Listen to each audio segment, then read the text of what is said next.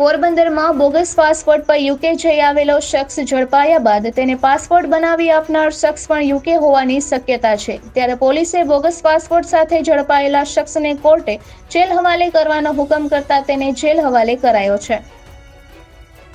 Porbandar SOG team પેટ્રોલિંગમાં હતી તે દરમિયાન બાતમી મળી હતી કે બોખીરા વિસ્તારમાં આવેલ વાછરા દાદાના મંદિર પાસે રહેતો પ્રતાપ કાકુભાઈ પરમાર નામનો શખ્સ બોગસ પાસપોર્ટ બનાવી યુકે જઈ આવ્યો છે અને થોડા દિવસ પૂર્વે જ પોરબંદર પરત આવ્યો છે। આથી પોલીસે વોચ ગોઠવી પ્રતાપને અટકાવી તલાશી લેતા તેની પાસેથી એક હેન્ડબેગ મળી આવી હતી, જેમાંથી એક બોગસ પાસપોર્ટ મળ્યો હતો, જે નામ પ્રતાપ અમૃતભાઈ નામનો હતો, જ્યારે તેનું સાચું નામ પ્રતાપ કાકુભાઈ પરમાર હતું। આથી પ્રતાપે પોતાના આર્થિક ફાયદા માટે વિદેશ જવા માટે ખોટા બનાવટી દસ્તાવેજોનો ઉપયોગ કરી બોગસ પાસપોર્ટ બનાવ્યો હોવાનું સામે આવ્યું હતું અને આ બોગસ પાસપોર્ટ તેને 2021માં દેગામ ગામે રહેતા પોલા ગોગન સુંદાવદ્રા નામના શખ્સે ₹37 લાખ લઈ પોલીસ ઇન્ક્વાયરી વગર પાસપોર્ટ તથા જન્મ પ્રમાણપત્ર તૈયાર કરી સુરતના કોઈ વ્યક્તિ પાસે બનાવડાવ્યો હોવાનું પ્રતાપે જણાવ્યું હતું અને આ પાસપોર્ટ પર જ તે લંડન ગયો હતો અને તાજેતરમાં જ તે પરત ફર્યો હોવાનું પણ જણાવ્યું હતું। આથી પોલીસે પ્રતાપને કોર્ટમાં રજૂ કરતા કોર્ટે તેને જેલ હવાલે કરવાનો હુકમ કર્યો છે, જ્યારે તેને નકલી પાસપોર્ટ બનાવી આપનાર દેગામનો પોલા નામનો શખ્સ પણ હાલ યુકે હોવાની શક્યતા પોલીસે વ્યક્ત કરી છે। વિદેશ જવા માટે પ્રતાપે પોતાના માતા પિતાના નામ બદલાવી નાખ્યા હોવાનું પણ ખુલ્યું છે, જેમાં બોગસ પાસપોર્ટમાં પિતાનું નામ અમૃત દયા, માતાનું નામ હેમાંગીની રામુભાઈ પટેલ અને સરનામું વલસાડનું છે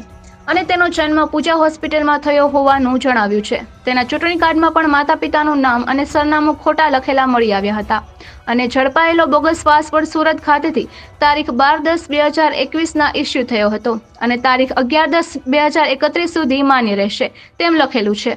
અને પાસપોર્ટ પર તારીખ 15/3/2022ના હિથ્રો ઇમિગ્રેશન ઓફિસરનો સ્ટેમ્પ મારેલો છે અને તારીખ 18/2/2024ના તે નવી દિલ્હી ખાતે પહોંચ્યો હોવાનો સ્ટેમ્પ પણ લાગેલો છે।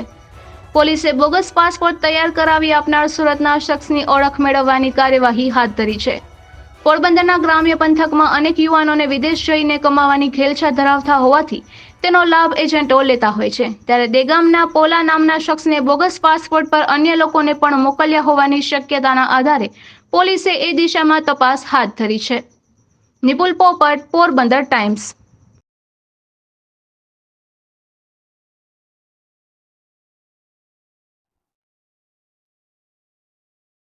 तो कल एसओजी के पास एक इन्फॉर्मेशन और इंटेलिजेंस आया है कि एक फेक पासपोर्ट हुआ है, तो उसके हिसाब से कल हम एक प्रताप काकूबाई परमार करके बोखीरा विलेज से बिलोंग करते हैं, उनको हम अरेस्ट किए हैं और उसकी इंस्ट्रगेशन में हमको पता चला कि पोला गोगन सुंडा वाद्रा वो बेगाम विलेज से बिलोंग करते हैं, वो भी इन्वॉल्व है। आगे भी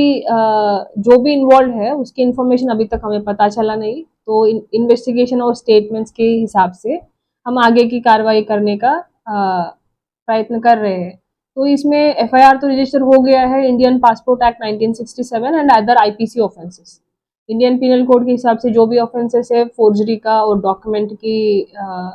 फोर्जरी किए हैं उसकी बारे में और whatever the details as per the details we have got, हम एफआईआर तो रजिस्टर किए हैं एंड अरेस्ट भी किए हैं, आगे की इन्वेस्टिगेशन करना बाकी है अभी। तो हमारी कोशिश है कि जल्दी से जल्दी ये इन्वेस्टिगेशन ख़त्म करने का हम सोच रहे हैं कि ये इंटेलिजेंस और स्टेटमेंट्स के हिसाब से अदर एविडेंसेस के हिसाब से भी हम जा रहे हैं, बट इसके अलावा इन्वेस्टिगेशन के बारे में तो हम बता नहीं सकते कि because this is confidential matter है, so this needs to be secure. तो